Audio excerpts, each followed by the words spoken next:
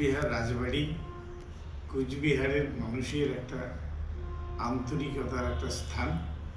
দীর্ঘদিন ধরে এই রাজবাড়ি আর্কিওলজিক্যাল সার্ভে অফ ইন্ডিয়া অধিগ্রহণ করে এবং প্রায় 25-26 বছর ধরে এই কুচবিহার রাজবাড়ির রক্ষণাবেক্ষণের দায়িত্ব আর্কিওলজিক্যাল সার্ভে অফ ইন্ডিয়া গ্রহণ করে।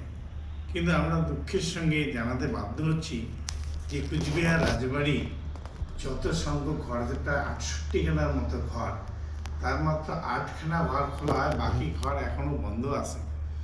আর্কিওলজিক্যাল সার্ভে অফ ইন্ডিয়ার কর্মকর্তারা কুচবিহারের রাজবাড়ি রক্ষণাবেক্ষণ সম্পর্কে তারা উদাসীন এবং খুব কম সংখ্যক কর্মী দিয়ে, আমি কর্মীদের সঙ্গে কথা বলেছি, তারা বলে যে সুইপিংয়ের কোনো স্টাফ নেই, তাদের আলোর কোনো ব্যবস্থা নেই, তারা 12 জন মাত্র স্টাফ, অথচ প্রত্যেক দিন 2 থেকে 3 হাজারের বেশি দর্শক যারা সেখানে রাজবাড়ি দেখতে আসেন এবং প্রচুর টাকা সেই রাজবাড়ির দর্শকদের কাছ থেকে টিকিট বাবদ আদায় করা হয়। তো আজকে সেই বিষয় নিয়ে মাননীয় পর্যটন মন্ত্রী তার সঙ্গে আমি দেখা করি এবং তিনি রাজস্থানের লোক, রাজমাতার সঙ্গে তাদের একটা হৃদ্যতা আছে, তার সঙ্গে খুব সুন্দর আলোচনা হলো।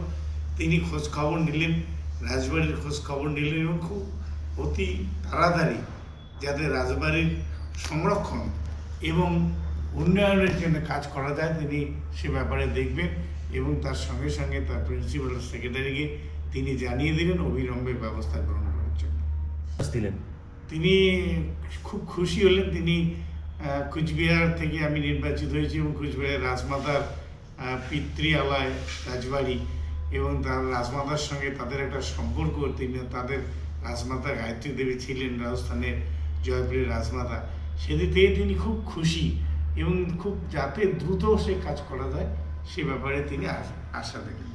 আচ্ছা, কি কি আপনি বিষয় নিয়ে এমনি উপস্থাপন করলেন? নতুন কিছু বিষয় উপস্থাপন করেছেন?